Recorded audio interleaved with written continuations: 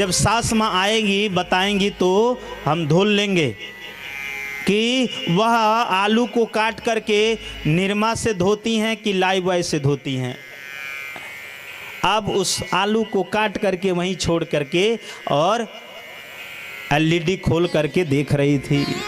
बहू 3 घंटे के बाद जब सास 3 घंटे के बाद कथा सुन करके आई तो बहू से कहा, क्यों बहू भोजन बन गया? बहू ने कहा, माँ जी बन तो गया लेकिन आधा बना है आधा बाकी है। सास को लगा कि चावल दाल सब्जी बनी होगी, रोटी बनानी होगी, चलो हम रोटी बना देती। जैसे रसोई घर में गई तो देखी कि जो कटे हुए आलू थे उसमें पानी भी नहीं डाली थी तो वो सूख करके काले पड़ गए थे। बहू से कहा, क्यों बहू कहाँ भोजन है?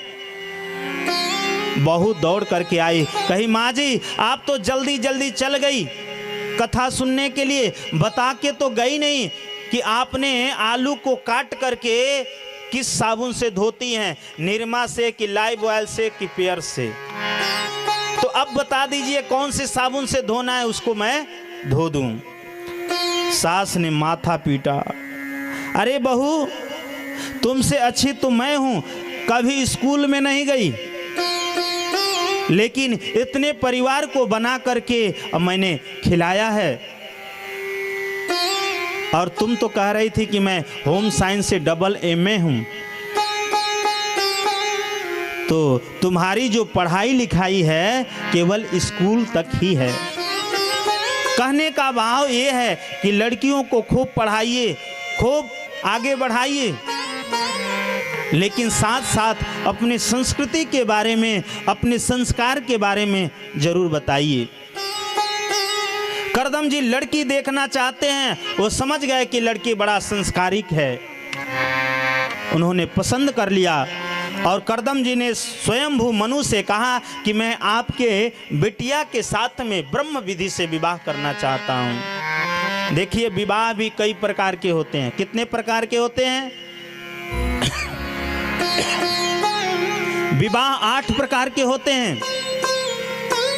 ब्रह्म विवाह, दैत्य विवाह, आर्ष विवाह, प्रजापत्य, आसुर्य, गंधर्व, राक्षस और पैचास।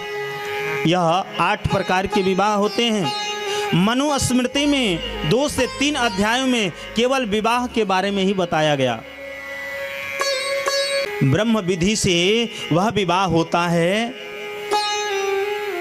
जो देवताओं का निमंत्रण दिया जाता है, अपने समाज के लोगों को बुलाया जाता है, ब्राह्मण को बुला करके अच्छे से कुंडली मिलाई जानता नहीं है विवाह से, लेकिन उनके माता पिता दोनों पक्ष के विवाह करने के लिए तैयार हैं तो विवाह कर देते हैं, उसे आर्ष विवाह कहते हैं। प्रजापत्य विवाह वो होता है जो विवाह करने के बाद केवल संतुत्पत्ति की कामना होती है, जिसे केवल पुत्र पुत्रादि को पाने की इच्छा से जो विवाह की जाती हैं उसे प्रजापत्य विवाह कहते हैं। दूसरा आसुर्य विवाह, जो एक कन्या है उसको पाने के लिए मार घमासान युद्ध हुआ, कितनाओं की हत्या हो जाए और उसे जीत करके जो ले आया जाए उसे आसुर्य विवाह कहते हैं। एक गंधर्व विवाह होते हैं जिससे आजकल लोग लव मैरिज कहते हैं, ये आजकल बहुत चल रहा है, इसे गंधर्व विवाह कहते हैं। उसके बाद से राक्षस विवाह, महाराज एक कन्या को पाने के लिए दोनों तरफ से घमासान युद्ध हुआ, कई उनके पक्ष के मारे गए, कई इनके पक्ष के मारे गए, अंत में विवाह हुआ लेकिन उससे कुछ भी लाभ नहीं हुआ। यह राक्षस विधि से विवाह है। और पैचास्य विधि वह है कि जहाँ कन्या मिली वहीं मंगल किए, वह पैचास्य विवाह है। ये 8 प्रकार के विवाहों का वर्णन किया। करदम जी ने कहा कि मैं आपकी पुत्री के साथ में ब्रह्म विधि से विवाह करना चाहता हूँ। उन्होंने ब्रह्म विधि से देहूति के साथ में पानी ग्रहण किया। स्वयंभू मनु शतरूपा अपने राज्य को चले गए। यहाँ देवहूति करदम जी के पास निवास करती हैं। देहूती के साथ में विवाह करके करदम जी की समाधि लग गई। 10,000 वर्षों के लिए समाधि में चले गए।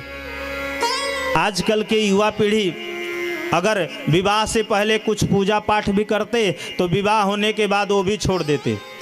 महाराज, यज्ञोपवीत संस्कार होते हैं ब्राह्मणों के यहाँ, क्षत्रियों के यहाँ। कब यज्ञोपवीत संस्कार होता है? जब विवाह करना हो। और विवाह में यज्ञोपवीत पहन के गए, विवाह करके आए, शरीर से यज्ञोपवीत निकाल करके खूंटी में टांग देते, बस उनका काम खत्म।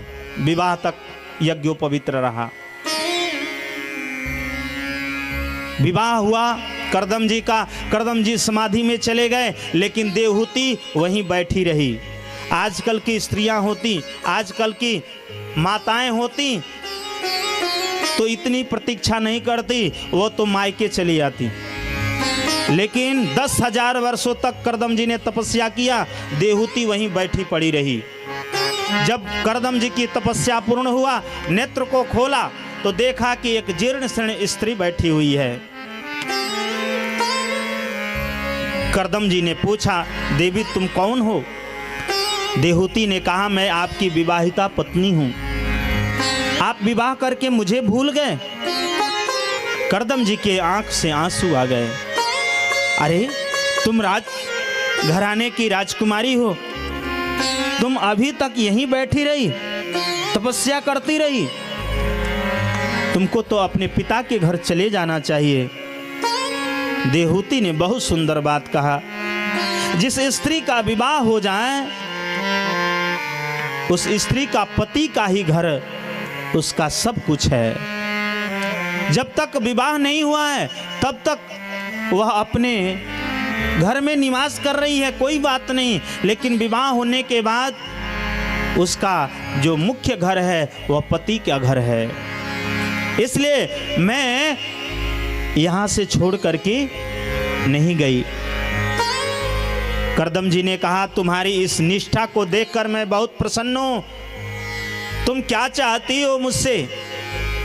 देहूति ने कहा, एक विवाहिता स्त्री को क्या चाहिए?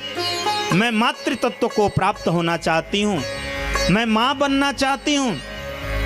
करदम जी ने कहा, देवी तुम्हारे इस शरीर को देख करके मुझे ऐसा नहीं दिख रहा है, नहीं लग रहा है कि तुम माँ बन सकती हो, लेकिन तुम्हारी तपस्या, तुम्हारी निष्ठा से मैं बहुत प्रसन्न हूँ। मैं तुम्हारे इस इच्छाओं को पूर्ण करूँगा।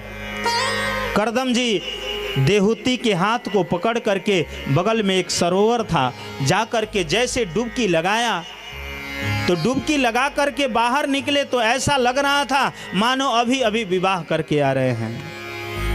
महाराज विवाह करके आ रहे हैं। करदम जी ने अपनी तपस्या से एक विमान मंगाया और विमान मंगा करके पति पत्नी दोनों उसमें चढ़ गए और वह विमान मन की गति से चलने लगा, आकाश में भ्रमण करने लगा। बहुत दिनों तक भ्रमण किया। उसी बीच में करदम जी ने